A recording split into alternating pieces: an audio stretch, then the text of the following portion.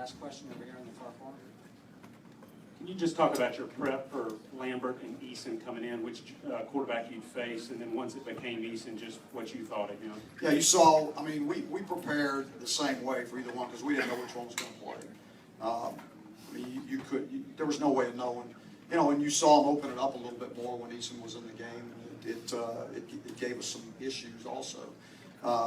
But both quarterbacks did a nice job. I mean, I don't know that, you know, again, didn't evaluate either one of them, but both of them were quality guys. Both of them did what they needed to do to win a football game, and that was all that mattered. All right, thanks, Coach. All right, thank you. North Carolina players available outside the locker room.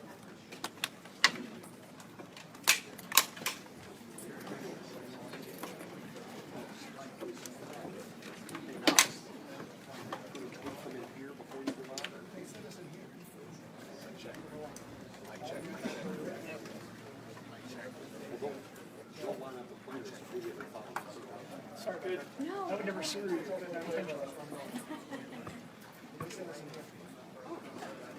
All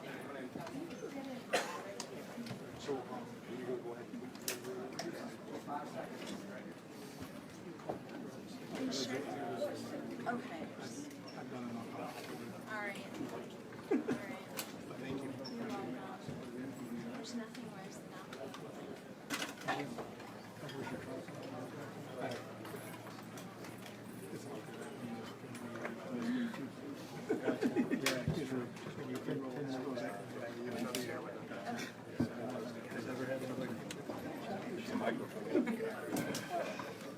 And if they did, tell them you tried.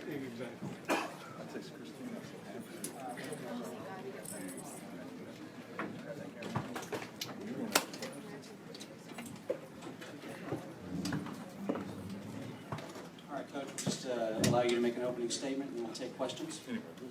Well, first off, I want to thank the Chick-fil-A committee for inviting us to play this game. We think it's an honor to get to play at home in front of our home fans. What a special event and special atmosphere they put on here. Gary Stokely and his staff do a great job. You know, our goal tonight was kind of twofold. We wanted to help our players understand how to play Georgia football and what that is, and get them to give the effort to go out and play with the competitiveness that we want, the relentless toughness, effort, all the things we talked about. That was it. It wasn't about the scoreboard. It was just about doing that. If I felt like we did that, then I'd be comfortable with how they played. But you know, change is a process, and we're trying to change the culture and the demeanor. And these kids really played hard. They were resilient. They had adversity, and they kept fighting. You know, there's a lot of doubters out there when that ball got kicked off and ran back for the second half. A lot of here we goes, but not one kid on that sideline doubted it. Those defensive players were cheering for the offensive players, and the offensive players were cheering for the defensive players. And I really thought that our line of scrimmage was the difference in the game. So, appreciate it. All right, we'll go ahead and open up for questions. Raise your hand. We'll get a microphone over to you. Where are we going? Right here, back here in the back.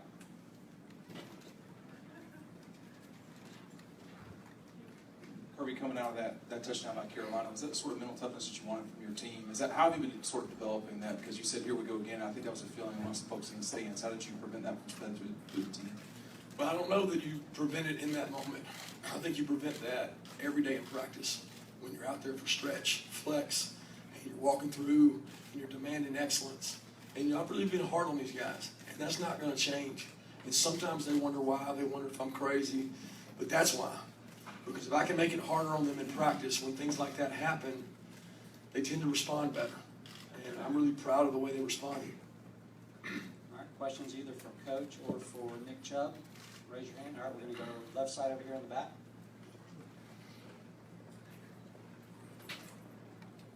Coach, is the plan still to rotate the two quarterbacks? There is no plan right now. Right now we'll assess the tape. We'll make another decision. I'm sure all you guys will want to know who's going to start the next game, and we'll start it all over again. Maybe you'll know by Thursday. Maybe you'll know by Wednesday. Who knows? We've got to figure all that out. I don't want to jump to any conclusion. I do think this. Both kids competed hard in the game. You know, we struggled a little bit with the execution with Jacob in there as far as getting in and out of the huddle and communicating and doing things. But he's got some other strengths. So I'm really proud of both of them because I went to Grayson several times while Jacob was in there, and he was cheering for Jacob, and he wanted him to do well, and he knew that he was gonna have an opportunity to come back in certain situations. So, only time will tell. But I know this, there's a lot of good football players out there besides those two who deserve a ton of credit. Right here, front row. Nick, a lot of carries your first game back. First off, how you feeling? Second off, was there ever a time in the game where maybe you had some heavy legs and had to battle through that? I'm feeling good. We got a chance to come out here, finally, play as a team, worked hard in the season. And just to come back out here for my first time out here, back with my team, it felt amazing. And I took my mind off everything else, just playing for my boys, that I've been with for the past couple of years. And, throughout the game, I felt good. I felt good the whole game. I didn't know where I was at any given point, carries or yards, and it doesn't matter to me. If the team calls on me, I know I would take it behind me. And the great offensive lineman making holes, making room. Give me the ball, we have a great team. Next, okay, right here in front. Kirby, just your assessment of Nick and for him to go 32 carries for 222. And then, Nick, did you feel like this was kind of a statement of return for you, given that you've had the long layoff with the injury? Well, I'll go first. Somebody asked me if he was on pitch count. I guess not, huh? So, he did a great job. I think first you should give a lot of credit to Ryan Corson and his staff, okay? Because they really pushed Nick. And then the second is Nick Chubb is a special person. He's got great humility, great family, and he works so hard. Not many of you guys know what this kid went through when you're going out and doing extra taekwondo at night, early mornings. There's a reason why he was in the shape he's in, and it's because of the way he works. Well, yeah, so a lot of things a lot of things I went through to get here. And not only, I didn't do it by myself at all. Like I said, Ryan Corson, his staff, my family, friends, Coach Smart takes me late night, keeping my head in it. And just my teammates, everyone, pushing me. And myself, I'm doing it for them.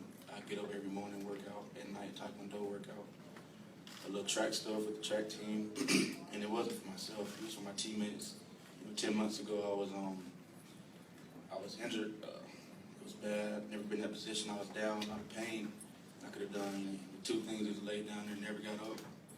Or what I did, and pushed myself. I had a lot of support from everyone around me. In this game, I wasn't out there by myself at all. There was a lot of other guys out there with me. Allow this type of performance, and I'm just proud of everyone. I'm glad to be a Georgia Bulldog. I'm truly blessed. Right here in the middle. Coach, you mentioned the line of scrimmage, both comments about both DL and OL, especially a lot of big holes for Nick and all the running backs. Yeah, they did a great job up front of being physical. We told them that that's our identity, and if we came out of the game with that identity, then I'd be comfortable. And I mean that, regardless of the score. I had a lot of thoughts about this press conference and thought, what if things don't turn out right? I just knew if we dominated the line of scrimmage and we were more physical than them, that the scoreboard wouldn't matter if we never quit. And the kids kept fighting, and they won the game up front. I mean, they really did, because our ability to run the ball was the difference in the game. Okay, we'll go right here.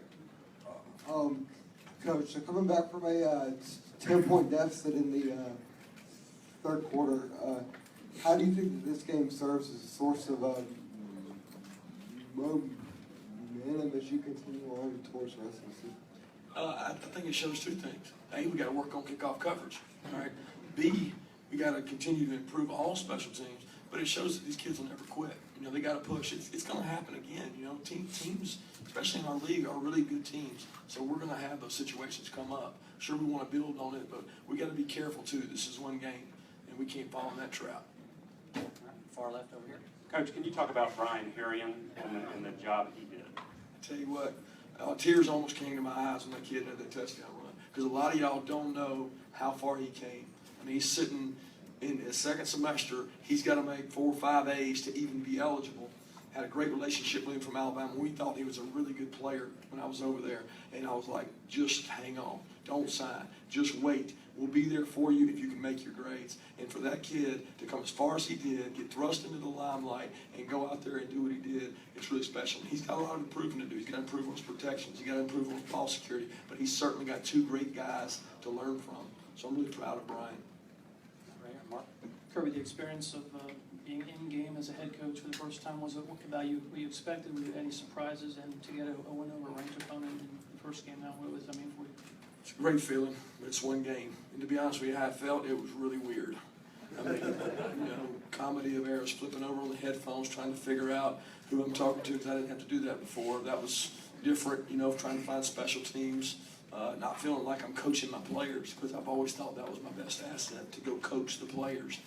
And try to stay really positive and not get down on the guys. And so it was a unique experience for me that I'll build on and learn from. Nick, given all the build-up for this game, with you coming back and the new coach and everything, how important was it to win? I mean, did you feel like it was a must-win game? Not necessarily a must-win game. I know we prepared, in the off-season and in fall practice, every day the coach demanded us to work hard and at any given time, just give our all, and that's what we did. We worked really very hard. All our team we brought into the new system, and we prepared for anything that was coming at us. Right here in the middle, two, on the left. Kirby, just how pivotal was Roquan Smith's safety and how that kind of set up the rest of the game? Wow. I mean, that's the loudest I've ever heard it. I've been in this stadium a bunch of times, and I thought that was the loudest I've ever heard it, and it was pretty impressive.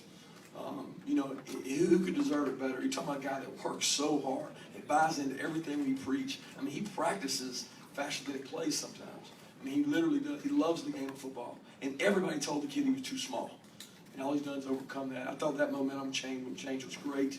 He saw something, bid on it, and attacked it. And it was a big swing in the game to get the momentum back our way. Okay, right here, Ed.